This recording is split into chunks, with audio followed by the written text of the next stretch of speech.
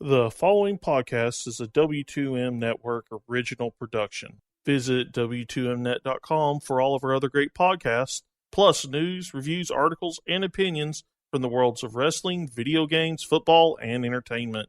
What time is it?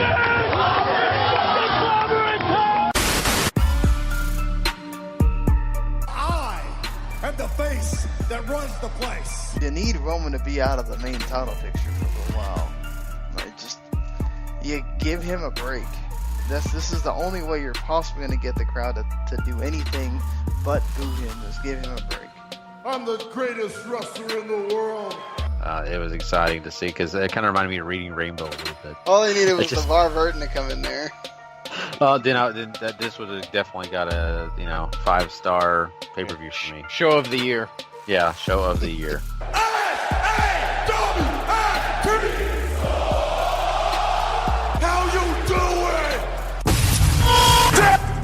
This didn't happen by accident.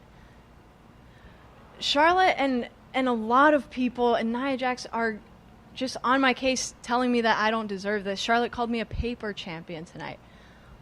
WrestleMania means a lot to me. Not only do I have family and friends, and it's my first WrestleMania I'm walking in as champion, but I'm going to prove to everybody that I am deserving of this title.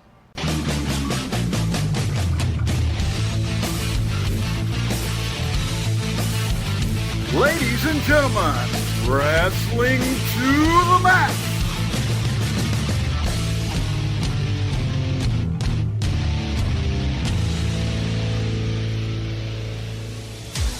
And your hosts, Gary Vaughan, Sean Garmer, and Paul Leazar.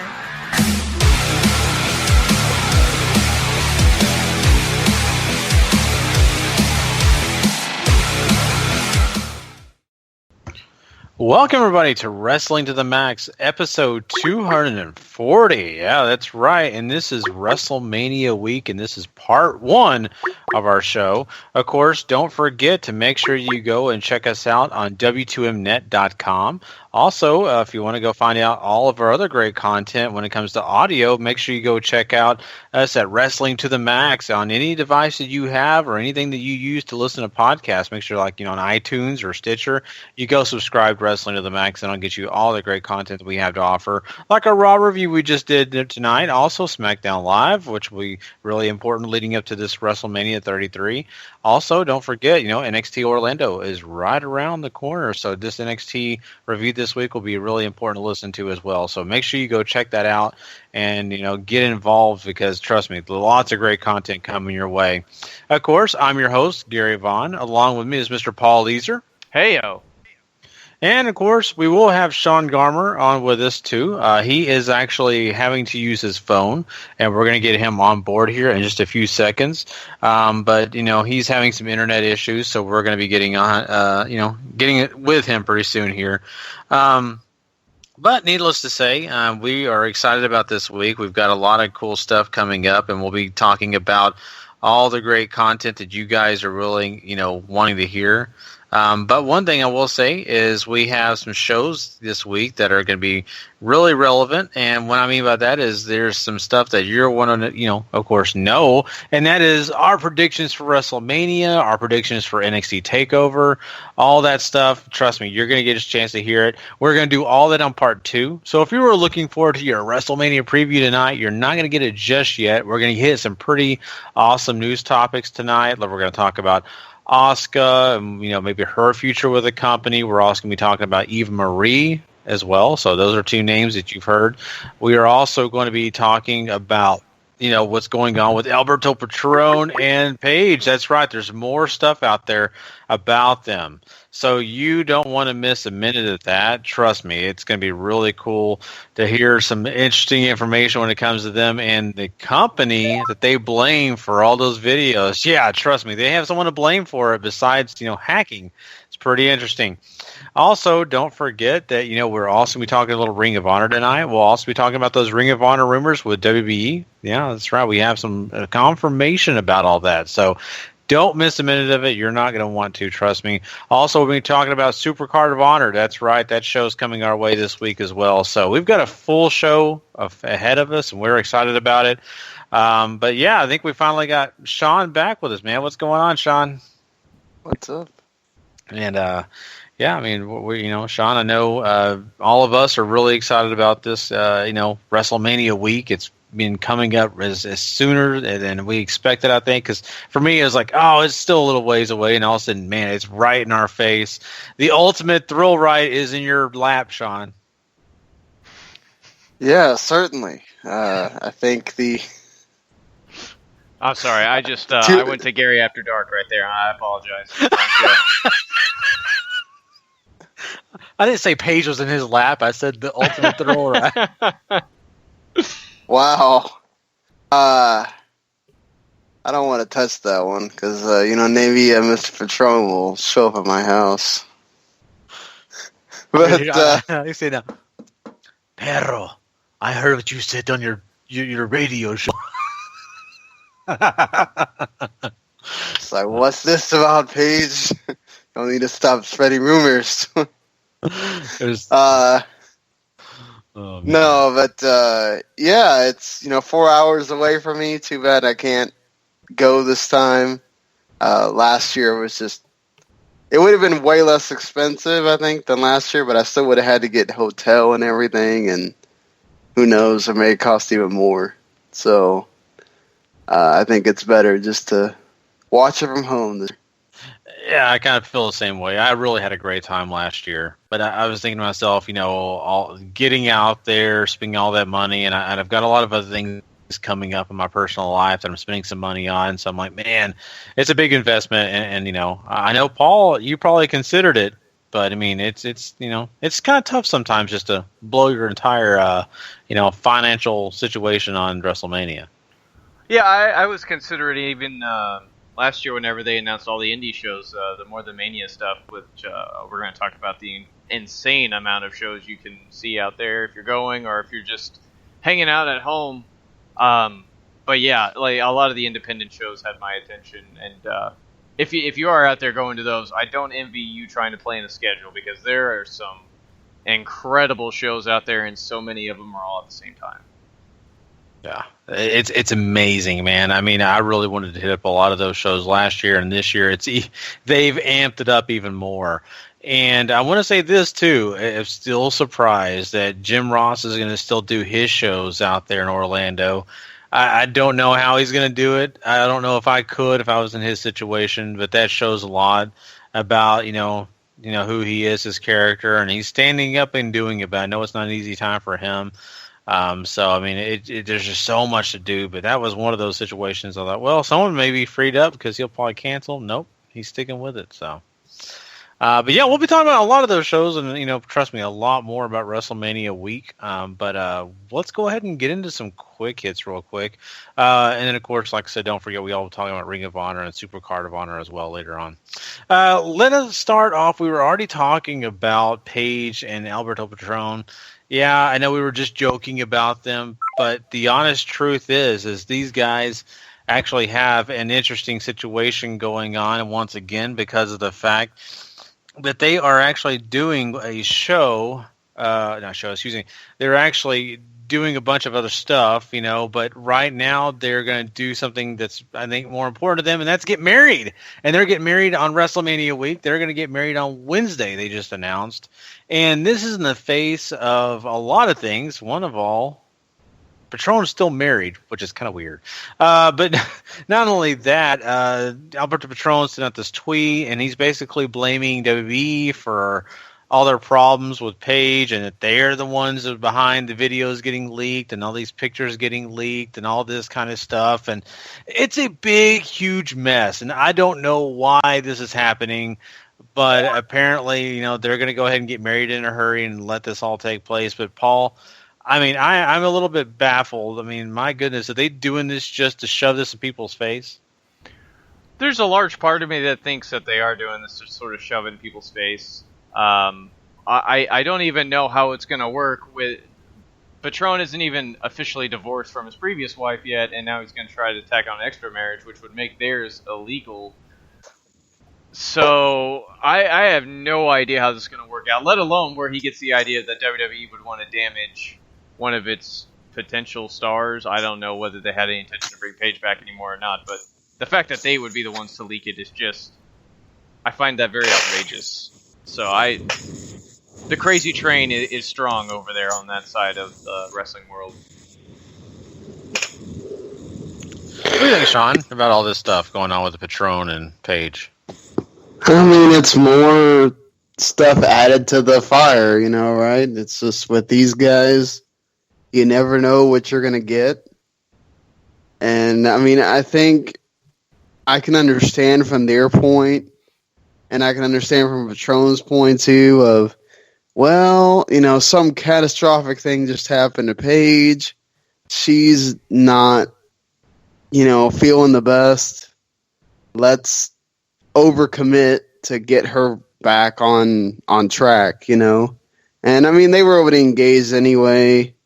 This kind of seems like the thing to do for them. We right up their alley, and hopefully, he gets that other marriage thing resolved, because it is technically illegal for you to be married to two people. Mm-hmm. And you can't just decide to nix the other marriage because you want to.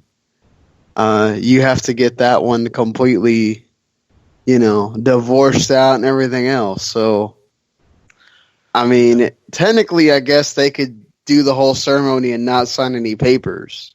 So, there's that too. Yeah, I mean, they could play house, and there's no problem with that if they want to do that. I mean, a lot of people do. I mean, technically, you already are, right? And then he just signs a paper, and then all of a sudden, okay, well, the thing changes. Obviously, it's much different. But for him, the first time around doesn't seem to be a big deal. So, yeah, I mean, it just, the way it works sometimes. And I think, you have a point there, Sean. With everything that Paige has gone through and the rumors going around that she's been close to suicide and the stress level for her has been out the wazoo, I get it. This is a way to have some healing for all the different things that, have been, in front of her, like, the judgment and, of course, the career and all those other things that are kind of whirling around in her mind. And, of course, the disappointment maybe she feels because of her family. This gives her a little bit of that healing power because, her fiance wants to be her husband. And even if they don't legally have that, piece of paper that says they're married, I think that at least she can feel like she is. And that'll give her some peace of mind, On the other hand, I want to say this, Paige, count yourself lucky, though, because, you never know. I mean, this may be a blessing in disguise if, Patron doesn't work out. I mean, you don't have to worry about any of those other legal ramifications. So, yeah. They got a little bit of time to, like you said, play house and see how it goes. Mm-hmm. Yeah, I mean, go ahead. I mean, they're already around each other like 24/7, so I don't really know how much more, they're going to really be able to have to test anything, you know what I'm saying? Mm-hmm. Yeah. But once again, it's just like we were talking about. It's more about the feeling, I think, that it gives them instead of really what it really means. And that's, hey, if that works for them, that's great. I just think this whole thing is it's just a fiasco. It's all crazy. It's all out there. I just hope like Paige doesn't wake up one day and go, "What am I doing?" and it all falls apart even more than it already is. Mm-hmm. I mean, look, I don't want to be on. This is not a relationship show, but I'm just saying, like, I don't want to sit here and just bash their being together thing, because look, if they're genuinely happy and everything, hope it all goes well and hope it lasts and all that good stuff. But there's always that thing in the back of your mind, right? That's just. Considering where Paige is at and all the things she's gone through, is this one of those things that's just happening because of that? And then, that happens. You wake up a year later and you go, "What the hell am I doing?" Mm-hmm. Yeah, that is so true, Sean. And we shouldn't judge. It's just a situation. I think we have a little bit of fear because of the things that Patron has been through and maybe done. And I think that, we really worry for Paige. At least I do in this situation because she's still young. And maybe she doesn't know, but then again, this could be the best love story of all time. They may be making movies of this in the future about this love story that was, just never shown until later. Yeah, I wonder if this is going to make the movie now of part of Paige is now in a happy ending sort of thing. Well, we know Patron is. Yeah. It's so terrible. No, if they do make the movie, I hope Van what's his name? The guy from Desperado. Banderas. Antonio Banderas. Yeah, Antonio. I wish he played with. I'd love to see him play Patron. And and I think who we should get to play, the other parts maybe is Xavier Woods and Brad Maddox are played by Goldust and R-Truth. Yeah. So we'll see. But I really am interested if that makes the movie. I'm sure The Rock won't do that though. He'll probably, kind of keep it on about all the career part of it. So. Oh yeah. But yeah, we have some other things besides these two to talk about. I just wanted to throw that out there for everyone to kind of know what's going on. I'm sure there'll be more drama down the line. We'll be looking forward to it. Hopefully Rob Van Dam's not involved anywhere. Let's talk about, what's going on with Eva Marie. Apparently, she's still hanging around until her contract runs out. And WB is not going to actually re-sign her. They're not even going to attempt it. They're just going to let her walk down free and do her own thing. And I'm sure it's probably a mutual feeling here, I would assume, guys. So, do you think this is good, bad? What do you think about this? For as far as me watching WWE TV every week, it's going to be kind of good not to have to see her try to wrestle anymore, obviously. She's taken away all the WWE mentions on her Twitter for a while now, but she's been doing movies and all these other things, so she's finding plenty of stuff to do to keep making a living outside of wrestling. So at least good for her on that, but there's always going to be that what could have been, because she was getting an insane amount of heat and all that stuff as far as on SmackDown. But I think it's an exploration I'm okay with being left wondering. Yeah, she. Remember she was brought in as a Total Divas character, basically. And then she leaves without even really doing anything in the ring. So that kind of makes sense for her. Storybook ending, I guess you could say. But, like Paul said, she could have been a great valet, great manager for somebody. I don't know that the talent in the ring would have ever measured up, to anything that we see now on a regular basis. But, hey, at least she had that, right? There's so many guys that wish they could get the heat that Eva Marie did just by walking out there. That's not anything to sniff at, certainly, but she always seemed like her mind was elsewhere when it came to WWE. Like, she was there for it to launch her into other things. And, I wonder, too, if because just watching Total Divas and just kind of seeing that guy the way he was, he always kind of got involved. Being her manager, he always got involved in a lot of things with her. And I feel like this is also kind of adding up for him, right? Like, this is making their relationship better and everything because she's not on the road all the time, away from him, and stuff like that. So there's obvious positives, various ways, if you look at it, for them. So I'm sure he is also happy about this, that she's not continuing on with the WWE thing. Yeah, him and a lot of other people are thrilled about this. So, I hate to say it that way, but really, I don't know how far she would have went, and I don't know if her passion for wrestling there was really there as much as it was being on TV, getting some of the exposure. And I think she got that without even really having to be in between the ropes as much, So, it's one of those stories where we'll say, coulda, shoulda, woulda, just don't know what, would have happened though.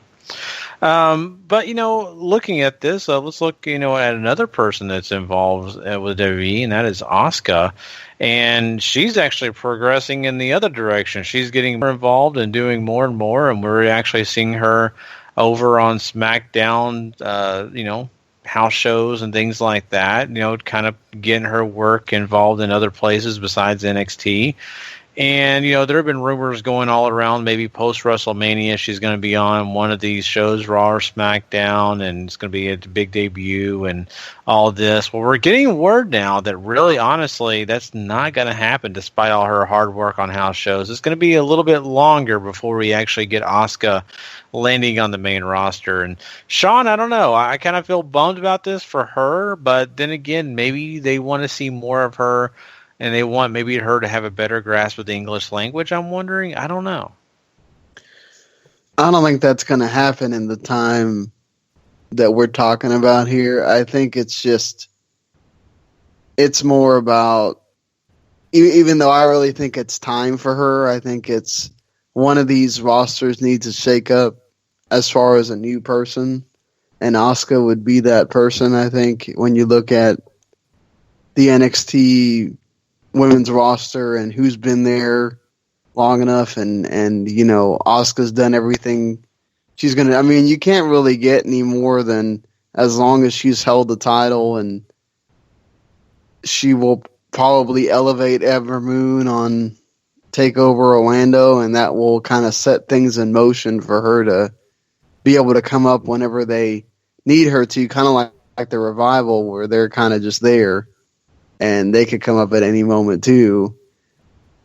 I think they're kind of just going to keep her down there until, I think I said this before, when they do that women's tournament and they have a bigger influx of women there constantly. And we just saw, Ruby Riott. We haven't even seen, Kimberly or any of the other ones show up yet. When we have the bigger influx of ladies, I think they'll feel much safer of letting Asuka come up,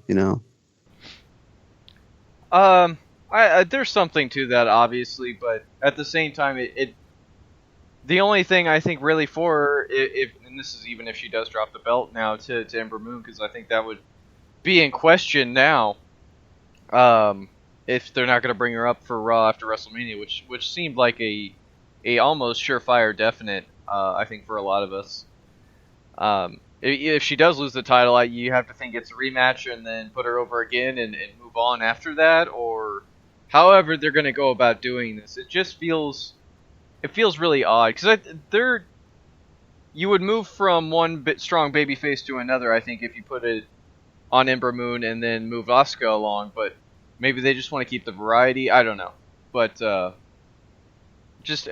find it interesting that they're doing this, and I think there's something to Gary's point too about maybe they want her English to be a little bit stronger, even though clearly I can't speak it. So who's to say? It's a very hard language to speak, Paul. Trust me. It's true. We all struggle.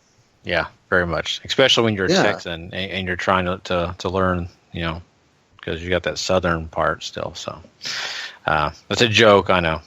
It's go well to people that are not Texan. It's a joke because, especially if you're over in the UK or Australia or somewhere else, you listen to us.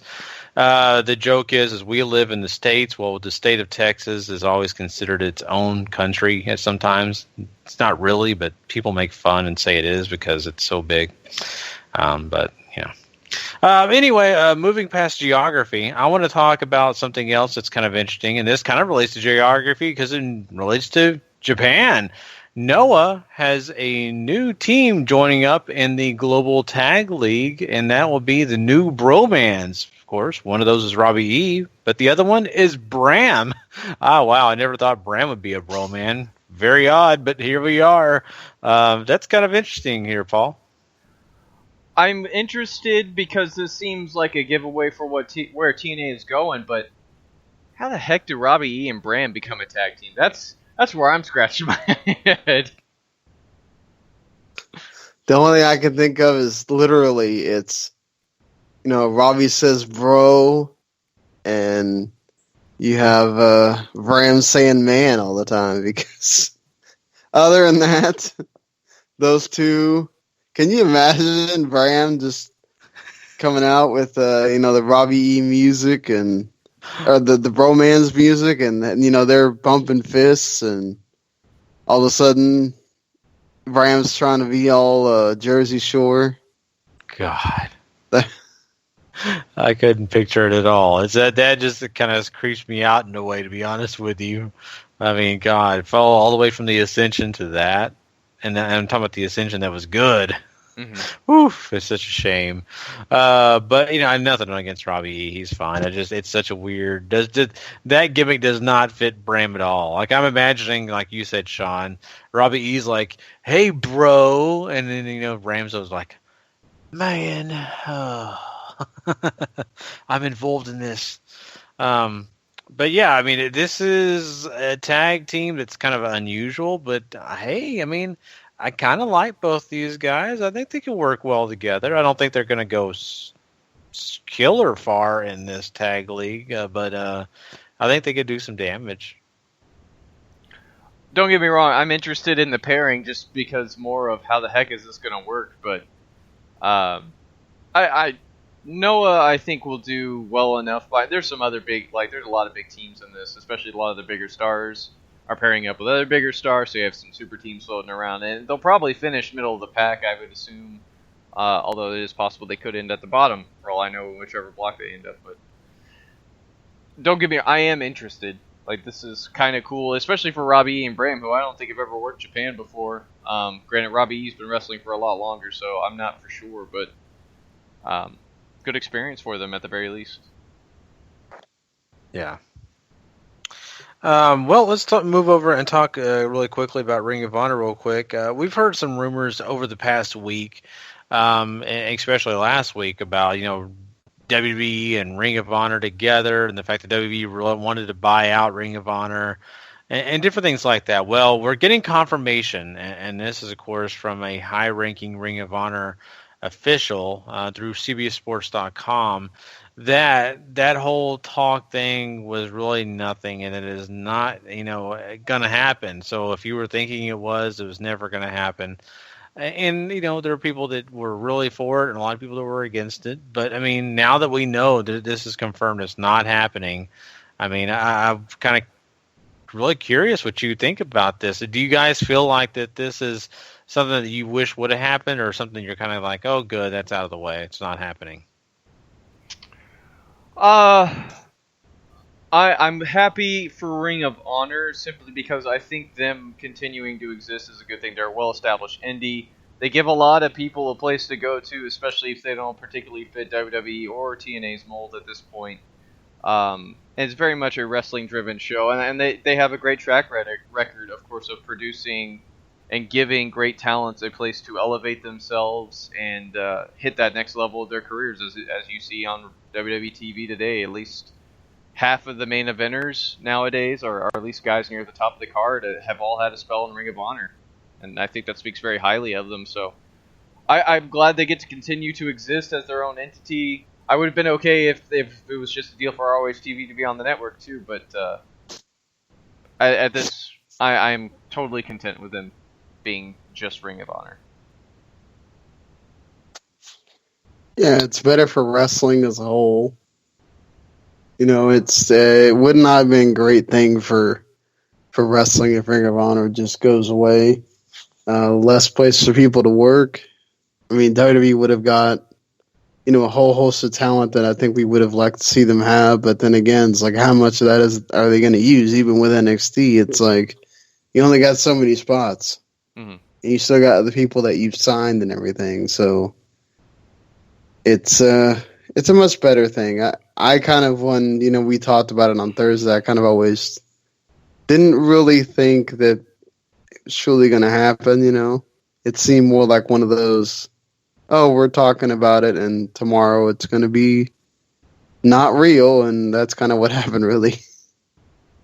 Yeah, and we were all kind of debating if is it real, could it happen, all those type of things, and it's easy for us to do that, but it also made me wonder really how the talent looked at it. Ring of Honor talent may have been kind of a little excited, thinking about, man, it wouldn't take much for us to be a part of WWE television or some way, somehow, a part of the company. And I think a lot of the talent in WWE were looking at it saying, oh boy, more competition, more guys we've got to fit in here, and who's going to get what time and all that. And guys like, Seth Rollins and Finn Balor were just thanking God that Kenny King wasn't heading to their roster. So, I should have said Dalton Castle, right, instead of Kenny King. Kenny King's too worried about being on The Bachelorette, so. I know, it's so ridiculous, man. I'm sorry. Yeah, sorry. I'm still not watching that show. I don't care who's on there. Although maybe I watched Dalton Castle was on there. But could you imagine? I'd rather see him on The Bachelor. So. It's like, why do you have these two guys with you all the time? Fanning you. Yeah, so that's why he'd work better on The Bachelor, not The Bachelorette. So. No, that'd just be amazing. It would be. It'd be beautiful. Trust me. Like the girls or the guys could just never talk to Dalton Castle because the boys are always there in the way. Yeah. Oh, I'm sorry. I would love it. Every time they need a seat, though, they'd always have one. Yeah, exactly. Yeah. But anyway, we'll talk more about Dalton Castle. We'll also talk more about Ring of Honor. But before we jump into the actual Ring of Honor TV tapings from this week, I want to mention one last thing when it comes to news, and that is the fact that at WrestleMania week, Tuesday to Tuesday, this week will be full of shows and events and so much going on. I think there's 36 shows that'll be taking place this week, Tuesday to Tuesday. They're also throwing Access in there. You're also talking about WrestleCon. You're talking about so many other things going on. Podcasts. I think I saw a list of 105 events in total are going to be happening. Insane. Oof. Wow. Yeah, you can't do everything. It's just, it's kind of almost like Disney World. You can't do everything. This is a super cool, but man, I don't know. It'd just be so hard to pick and choose what you want to do, man. Yeah, this is insanely much higher show count than anything that was happening here in Dallas, and I thought Dallas was already pretty much full to bursting at the seams with wrestling shows. But I mean, there's big name indies. There's Evolve, Ring of Honor, Combat Zone, Chikara. If you're into the British stuff, Progress, Rev Pro, Shimmer. The list goes on. There's local outfits putting on shows across the whole weekend. I know there's one who's doing seminars. Like there's a whole bunch of seminars out there for guys. So if you're a wrestler or looking to break in or whatever, you can go to those. There's more parties. There's podcasts, aplenty. I think all the major league or MLW network shows are at least doing something out there. I like the list. You got the Wale Mania thing. Yeah. Which I think has another podcast after the concert too. Like the amount of stuff to do out there, just outside of it already being Orlando, there's already a lot to do there. Now you throw in all the wrestling stuff. Like where do you find time to sleep? There's shows happening. I mean, Wrestle Circus and Pro Wrestling Revolver are putting on a joint show at midnight after WrestleMania, and that's already 6 hours of wrestling at that day just in that one show. So God bless you if you can watch WrestleMania in full, get out there in time, and stay up for that too. Because I don't know if I could do that. That's crazy. Yeah, I mean, there's midnight shows I think across the board too. Combat Zone is at midnight. I know Kaiju Big Battle is at midnight. Like there's literally from the moment you wake up to the moment you go to sleep, you can watch wrestling. That's pretty kick-ass. Yeah, it's pretty amazing. It's just, how much energy drink do you need, to make it? How much coffee do you need to live and breathe as you're getting through all this wrestling? It's great. It's exciting, but man, I mean, there's only so many hours in the day, and oh my goodness, Yeah, I mean, you're probably going to go to like one of these shows and go, why are half the people on the floor asleep? And that's an Impact. But anyway, I'm kidding. Impact, I love you. We'll find out on Thursday. Whoa, those are some strong words there, Gary. What? Oh, love. You're right. I don't know that sorry. I would associate love with Impact, but I was just trying not to get sued. Jeff Jarrett's a little touchy these days. But anyway. But yeah, I mean, there's so much going on. So if you're going and you're taking the trip and you're going to Orlando, I'm excited for you. We hope you have the time of your life. I know Chris Limsky is going to make that trip, and we're really looking forward to having him on the ground in Orlando. And he's going to be trying to contact us and call in and all that stuff. We'll see. Hopefully that will be able to take place. I know the man's busy, so if he doesn't do it, I don't blame him at all. But yeah, we hope you have a great time out there too. So, and of course, if you want to get our WrestleMania predictions and all that stuff, don't forget that's going to be on our second episode this week. Just a reminder in case you keep waiting around. But we are going to have some great content left. We have to talk Ring of Honor, and then after that, we're going to talk some Ring of Honor Supercard of Honor. So, yeah, let's go ahead and do that, Paul. Let's jump into the TV taping first. Let us do so. So Ring of Honor opens with a recap of the world title match happenings at the 15th anniversary show, as we're finally getting to the tapings that took place after the pay-per-view. And then the Addiction come out to open the show. Daniels mix up some Appletinis. The crowd is going nuts for him. Kazarian introduces them, and it feels right. It feels like everything is right in their world. Daniel says he won despite Cole being stronger, faster, all these other things. Daniel won because he was smarter. And Kazarian, of course, says that he has his own goals and aspirations. Of course, he won the TV title shot at the 15th anniversary show. All that comes screeching to a halt, though, because Dalton Castle comes out. He has the ROH World Title match this Saturday at Supercard of Honor out in, I believe it's Lakeview, Florida, which isn't too far outside Orlando. And all three of them end up having some of the Appletinis, and it's Dalton's reaction to drinking one is just hilarious. Like, it's perfect. And says he doesn't envy Daniels for having to wrestle him this weekend. Kazarian mocks Dalton a little bit, and then out comes Adam Cole and the Young Bucks. Cole wants his title rematch because he believes the Addiction screwed him out of the title, and he's technically right. So Cole then runs down Dalton and says that him being the ROH champion is just laughable. He wants the match instead of Dalton this weekend. That, of course, is not happening, but Kazarian decides to challenge them, Adam Cole and the Young Bucks, to a six-man tag against the Addiction and Dalton Castle, which ends up becoming your main event for the evening. This was a very lengthy opening segment, and that's really out of character for ROH, which I felt different for them. But then again, we see this every week too across most of the wrestling shows we watch. So I thought this was fine mostly. Yeah, I mean, it was entertaining. I will say that it was not boring. Sometimes when they do these celebrations, you just want to, start to think about other things, lose a little interest because it's ho hum, boring, whatever. But no, this was fine. Actually, I enjoyed it for what it was worth. I'll say this, Dalton Castle's reaction to the Appletini really made me want some. And, I thought to myself as well as, man, Burger King, pay attention. This guy can really react to drinks and food. You want to put this kind of commercial.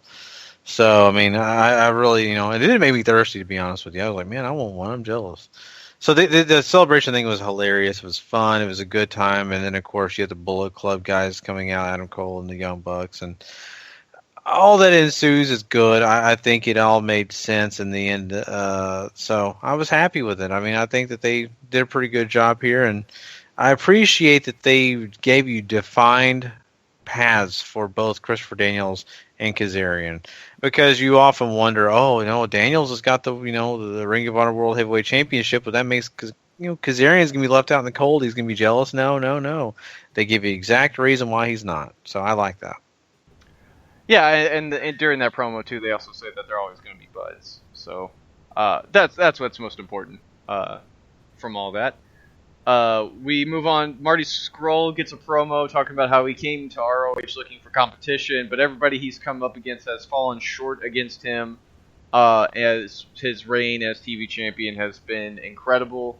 All these other things. Kenny King shows up after he finishes up with the promo. Says that Scurll is just like Ring of Honor. They continue to undervalue and underestimate himself in the rebellion. So Kenny challenges Marty to a match. Marty accepts, and we'll see them at some point. They don't give us a date for the match. Then we get the Ring of Honor World Tag Team title match between the Hardys defending against the Briscoes. I thought this was a little long in the tooth for my taste. It's still very good. The story of the match is that they keep finding ways to reverse out of each other's big moves, like the J Driller or the Twist of Fate or whatever else they throw at you. The Hardys, however, finally win. They hit Mark with the Twist of Fate Swanton Bomb combo. He kicks out, but he ends up falling prey to a backslide Jeff Hardy, that leg pin that he does all the time. I don't know if there's an actual name for it or not, but I thought this was fine overall. After the match, the Bucks come out. They challenge the Hardys to a ladder match at Supercard of Honor. The Hardys, of course, accept. And so you have that going for you. What'd you think about all this, though, Gary? Just to start out with Marty Scurll and Kenny King, I think that worked out okay. I mean, I'm not saying I'm super stoked about the match itself. It'll be fine. Mm-hmm. But I thought it was an intriguing pairing here because I just, Kenny King has such a different attitude than Marty Scurll. And Scroll's more of a, I hate weird to say, but more of a, comic book character in a way, if I can use that, because he's kind of quirky yet menacing. Whereas Kenny King is more of a in your face, straight off, out of the, the streets, because he's tough. He's seen a lot of things in his day. So I think that the pairing is kind of different, but that may actually be what makes it great. It makes it exciting. But I don't know. I think they did a pretty decent job here. Not anything out of this world. I do want to say about the match, though, itself between the Briscoes and Hardys. I think they put on a decent showing. I think that they kind of did what you expected. I don't know if you got anything or lost anything or gained anything by watching this, but at least you got a pretty good match out of it. And so I was happy with it. I think that really, let's be honest, the last 2 minutes of the match were really what you wanted to see. The rest of it, the length of it, really, there's just kind of there. It just kind of, like Paul said, long in the tooth. And in the Young Bucks stuff, I mean, it makes sense. We've been waiting for it, for them to call them out, and they finally did that. So, just something else added to the Supercard of Honor. Absolutely. Main event is that 6-man match I mentioned earlier. I thought this was super fun. You have of course, the Young Bucks and Adam Cole doing all the big dives and all the super kicks, and the Addiction and Dalton Castle Morton hold up their end. Castle just absolutely suplexing everybody. I thought was great. He gets the big pin by hitting the Bangarang on Adam Cole. So he beats the former champion and gets a lot of momentum going to Supercard of Honor this weekend. I would recommend this to anybody too. This is a great match. I wouldn't say it was as good as Kevin Owens and Sami Zayn on Raw, but it was quite entertaining. Yeah, I agree. I mean, there's lots of spots here that are just funny, exciting, and just overall entertaining. Mm-hmm. So, I mean, if you're looking for a fun match to watch, this is it. I mean, I think that they put a pretty decent showing on here in the main event, and I was pretty okay with it. I felt like that they gave you what they needed to, and especially being the last match on the show, I think it was solid. So, very happy with that. I think everything they've done here, it really honestly makes sense. It takes a path that really explains what they're trying to do. I think all of the stuff really on the show did that. Nothing was just left up in the air. A lot of it had a goal in mind. So I was very happy with the main event and really honestly the rest of the show. Yeah, that's your Ring of Honor TV for the week. Pretty simple, cut and dry.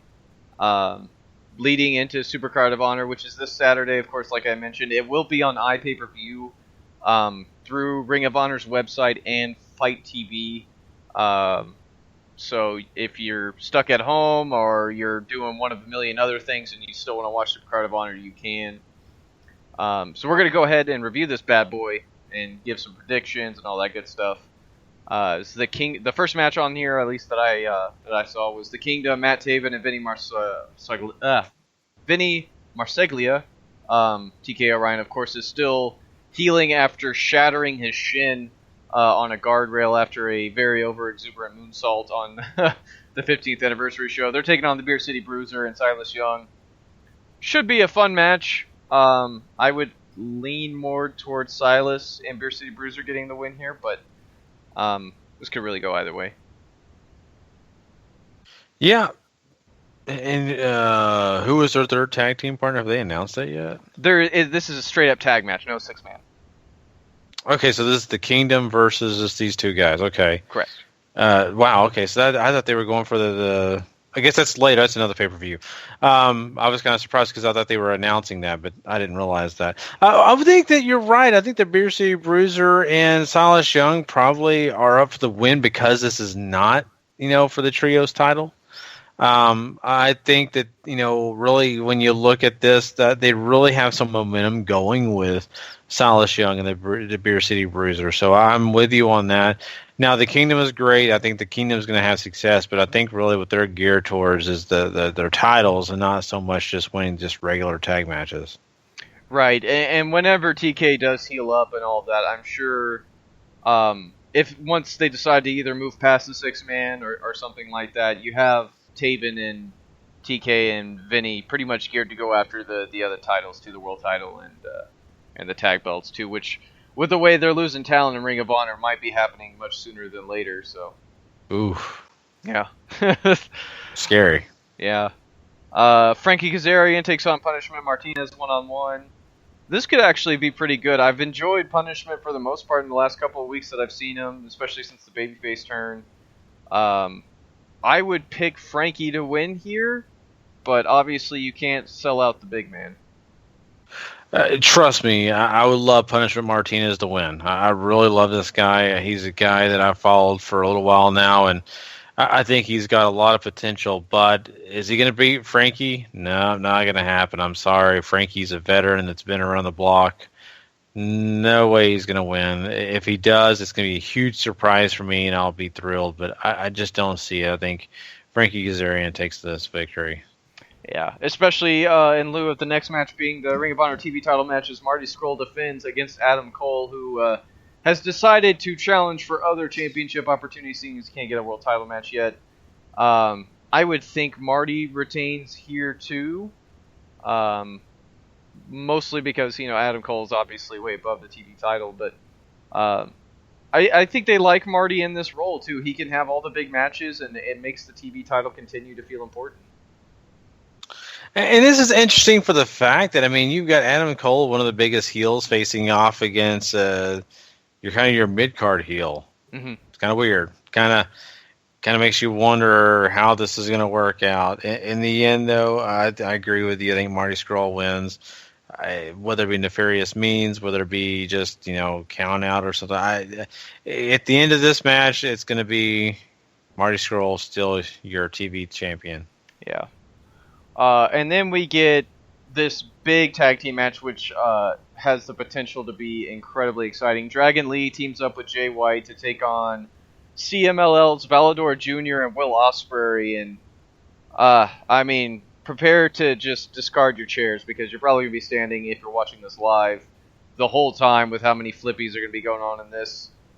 I'm going to lean towards Valador and Ospreay getting the win, but that other side is quite, strong too, and Dragon Lee and Jay White, who ROH loves to bits too. Yeah, and that's who I'm going to pick. I'm going to pick White and Lee here. I think that they're exciting. I think that, for me personally, I think they're the team that should win. So I'm going to go with them. I think that's more than fair. Then the Briscoes will team up with Bully Ray to face off against the Gorillas of Destiny and Hangman Page, who are making up the Bullet Club here. The interesting part about this is, I don't know if either of you know this, but Bully Ray and Devon ended up training for the most part, the Guerrillas of Destiny, or at least Tama Tonga, before he ended up in New Japan. So that's kind of cool for him. This should actually end up being a pretty decent match. I don't, feelings on Tongaloa aside, everybody else in this can work. So. Yeah, I mean, this one's gonna be really interesting. I kind of feel like, it's one of those where I'm just, on the edge of saying, man, who can I, really, get behind here? I mean, and who did you choose? I didn't. I'm gonna pick Briscoes and Bully Ray to win here. So the reason I was asking that was because I was kind of curious your direction on this, because I think Briscoes and Bully Ray, being the one that people will be behind, people will be excited about, I think is great. But on the other hand, you've got the situation with the Guerrillas and all that, and the fact that they're kind of brought into this whole mix. I think it'd be very interesting if they did win, but I don't think it's going to happen. I think Bully Ray, the way that they brought him in, they want him to win. I think they want him to lead and to be a big part of this. But on the other hand, I wouldn't have a problem with Bully Ray and the Briscoes losing, to be honest with you. I think it wouldn't hurt a bit at all to do that. But I don't know. I just think it's hard for me to believe that, Bully Ray and the Briscoes are going to lose this. Yeah. I'm right there with it. As much as I love the Guerrillas of Tama Tonga mostly, and Paige for sure. I'm sure they'll have a good showing in all this, because, like I said, you got a lot of guys in here who can work, and Bully Ray and God are gonna gel pretty well together, and so will the Briscoes and Guerrillas. So, I look forward to this being a pretty solid match. I agree. Next, you could wager this is the first of your 3 main events, as Cody and Jay Lethal will square off in the Texas Bull Rope match. I'm actually kind of excited for this. I'm really interested to see what both these guys are going to do. I would wager that Jay Lethal gets his revenge here, but this could honestly go either way, because I don't know if they're going to keep this going or not. Well, I just want to know if it's the actual cowbell on the rope that Dusty used to use. Cody's, they had the promo a couple weeks back on Ring of Honor TV where he seemed to have the cowbell that was used by Dusty, but I don't know if obviously that's true or not, but the sentiment is there. And it's a really cool sentiment. And, without thinking about that really, the way this all should work out is a great match. I think both these guys have a lot to offer. Cody Rhodes is a guy that we've seen do a lot of great things, but when it comes against a guy like Jay Lethal, who, is so athletic and has so much to offer, I think it's just, 2 plans colliding. I think it's going to be a lot of fun to watch. I think I'm going to go with Cody Rhodes here, though. I think Cody Rhodes, even if it does continue this whole feud, has really been on a streak here in a way, and has really done a lot of, positive things for himself, even though it's negative for everyone else. Whereas, really, Jay Lethal, the nicer of a guy he's become, the more he loses.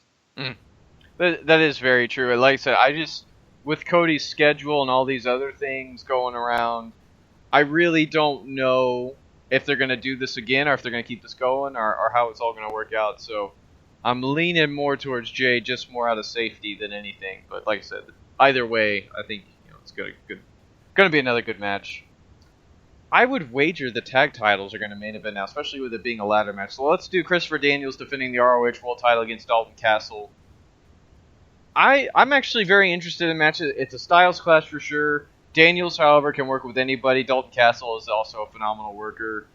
And I'm interested to see, like, the ROH World title formula. Usually you get a lot of time, and you have the sort of Japanese play on it where you get the slow build all the way up to the big crescendo at the end. I'm really interested to see how they go about doing that. But Daniels, for sure, I think retains. Yeah, I think it's kind of hard to pick against Daniels in this. Now, is Dalton Castle, arguably, probably one of the best talents, and has, honestly, one of the greatest potentials to be the Ring of Honor champion? I think so. It's just, I think this is not his time yet. I think Christopher Daniels, still young and at least with having the title, even though he's old, at least his time with the title is young, and I don't think they're going to cut that short right now. I think Christopher Daniels is going to continue on and do some good things. So I think this is going to be a fun match to watch. I really, really do. I'm really looking forward to it. I think these guys are going to have a lot to offer in the ring. I think you're going to get a little comedy here and there, and I think it's going to be something that will make us all pleased by the end. Yeah, I agree with you wholeheartedly. And then we have the ladder match. ROH World Tag Team titles on the line as the Hardys defend against the Young Bucks. If you believe the internet, this is the Hardys' last date.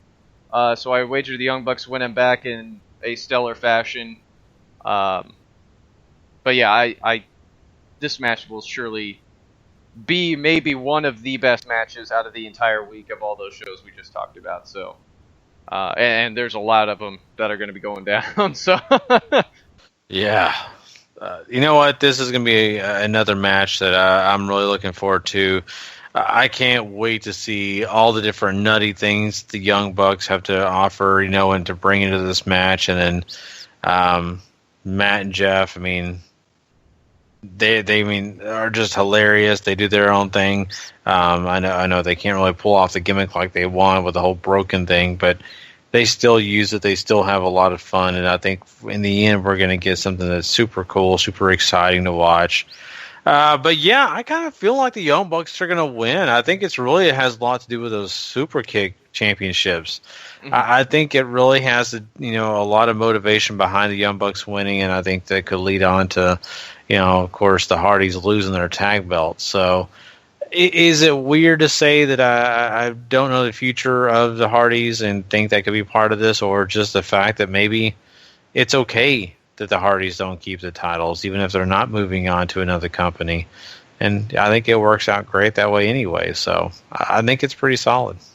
Yeah, the Young Bucks pretty much, with all the talent leaving, probably, even before that, are either the top draw or one of the top draws.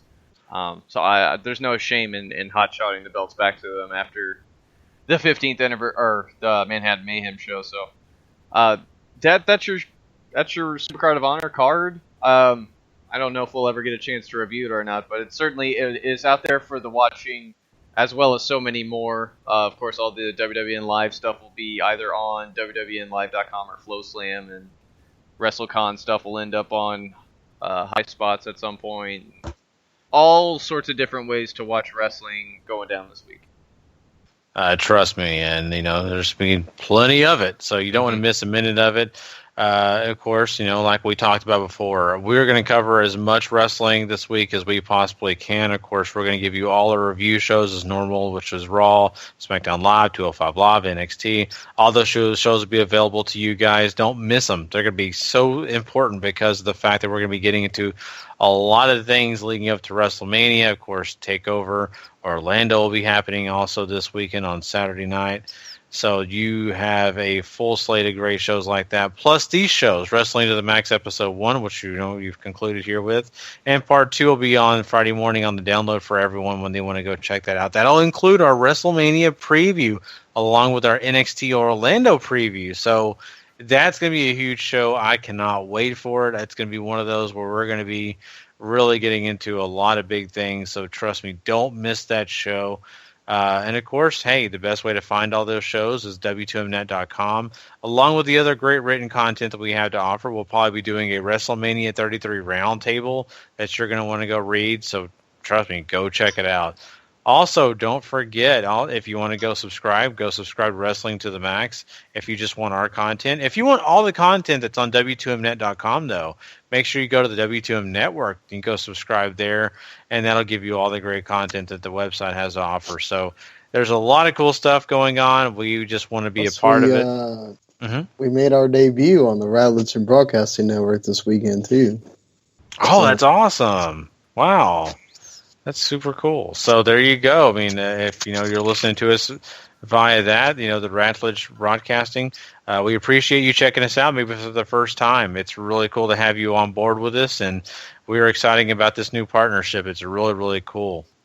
But besides that, I want to do one last shout out, and that is to a guy that really helped this show be born. and it's his birthday, and I know it technically was yesterday, but we, still consider it, to be his birthday, and that's Mr. David Martell. He's a guy that's a good friend of all three of us, and we, appreciate him because he kind of helped spur this whole podcast. So, congratulations and a happy birthday to him. He's a sexy beast. So, that's what I've always called him. So, but anyway, guys, well, thanks a lot for joining us tonight. Of course, once again, we'll be catching you guys on Friday morning on the download. Don't forget to go check out the review shows as well. Until next time, if you're not living life to the max, not living life at all. You know it. Please. Later.